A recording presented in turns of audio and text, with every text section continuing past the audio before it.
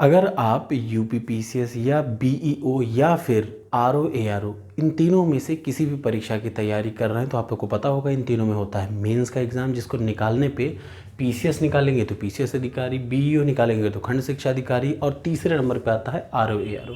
ये तीनों ही अपने आप में बहुत ही बेहतरीन जॉब हैं।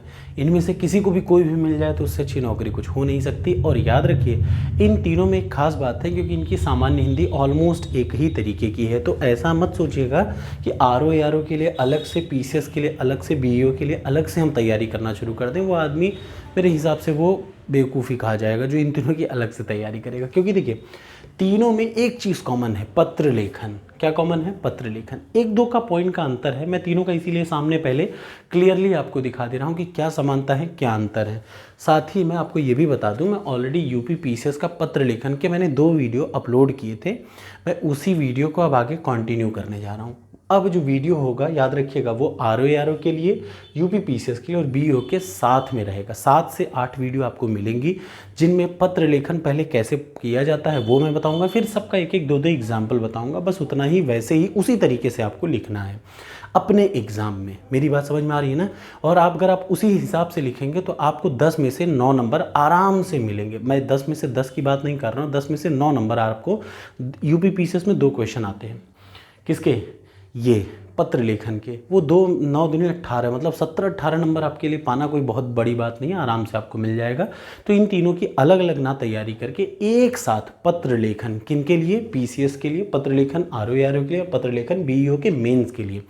तो प्रीलिम्स की तैयारी तो आप करते रहिए, लेकिन साथ में एक बार देखिए कितने टॉपिक हैं पहले आप समझिए। यूपीपीसीएस में सरकारी, अर्ध सरकारी। आप जब इन दोनों पत्र को देखेंगे तो ये तीनों में कॉमन है, सरकारी और अर्ध सरकारी। आपको बीईओ के लिए भी पढ़ना पड़ेगा, आपको आरओ एआरओ के लिए भी पढ़ना है, आपको पीसीएस के लिए भी पढ़ना है। तो भैया एक साथ पढ़ लो, क्या जा रहा है कि नहीं? भाई एक बार में आपको क्या करना चाहिए, आपको एक नोट्स उठाना चाहिए और जैसे जैसे मैं पढ़ा रहा हूँ आपको इसी हिसाब से।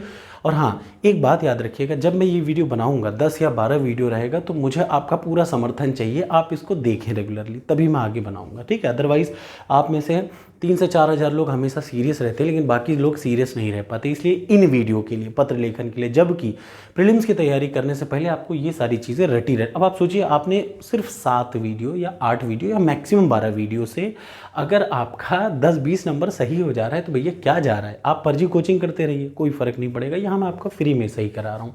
शासकीय या अर्धशासकीय पत्र पीसीएस में भी आता है, आरओ एआरओ में भी आता है और बीईओ में भी आता है, पहला कॉमन। दूसरा, कार्यालयी आदेश।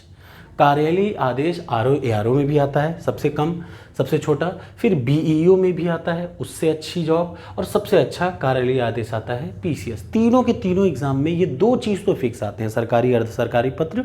अब ये तय है, याद रखिएगा, 1 साल छोड़ के एक बार। जैसे इस बार अगर पीसीएस में सरकारी अर्ध सरकारी आया है तो अगली बार नहीं आएगा, अगली बार आया है तो उसके बाद अगली बार फिर मतलब एक बार गैप मार के जरूर आते हैं तीनों एग्जाम में। ऐसे ही कार्यालयी आदेश तीनों में बहुत इंपॉर्टेंट है, क्योंकि ये इंपॉर्टेंट चीज़ है। उसके बाद आ जाइए, अधिसूचना इसमें ज़रूर आती है, अधिसूचना इसमें भी ज़रूर आती है। समझ में आ रहा है ना? देखिए अधिसूचना, अधिसूचना इसमें अधिसूचना नहीं है, याद रखिएगा। अधिसूचना पीसीएस में है, अधिसूचना बीईओ में है, लेकिन किस में नहीं है? आरओ एआरओ में नहीं है, ठीक। परिपत्र पे आ जाइए। परिपत्र सिर्फ पीसीएस में आपको दिखेगा नहीं, एक तो आरओ एआरओ में दिखेगा, ज्ञाप एवं परिपत्र, और परिपत्र पीसीएस में आपको दिखेगा। प्रेस विज्ञप्ति आमतौर पे बीईओ में दिखेगी आपको, और प्रेस विज्ञप्ति आपको यहाँ पे भी दिखेगी। ये देखिए, ये ध्यान से, इन तीनों के सिलेबस में थोड़ा ही अंतर है, याद रखिए। परिपत्र यहाँ पे भी आपको दिख गया, यहाँ पे भी दिख गया, देखिए परिपत्र, और परिपत्र आपको ये भी दिख गया। देखिए परिपत्र तीनों में है। तो तीनों में क्या क्या हो गया? शासकीय, अर्धशासकीय एक, दूसरा कार्यालयी आदेश, दूसरा परिपत्र, तीनों में क्लियरली दिख रहा है। समझ में आ रहा है ना?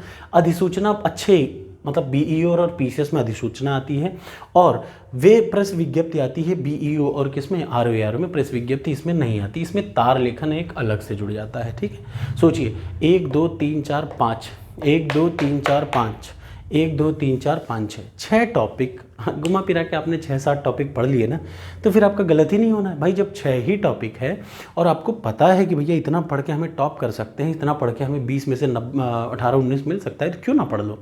तो ये मैं अब फिर से, जो बीच में मैंने छोड़ दिया था, चूँकि मेंस का पेपर कई लोगों का था तो मैंने छोड़ दिया था, अभी मैं इसको फिर से शुरुआत करके अब आपका ही रिस्पॉन्ड इसको आगे चलाएगा। आप सही से रिस्पॉन्ड करेंगे तो मैं इसको आगे ज़रूर कंप्लीट कर दूंगा। 10-12 वीडियो लगेंगे, लेकिन हाँ आप उसी हिसाब से लिखेंगे तो you will get maximum marks. This is the guarantee of my. Thank you so much. कैसा लगा वीडियो ज़रूर बताइएगा।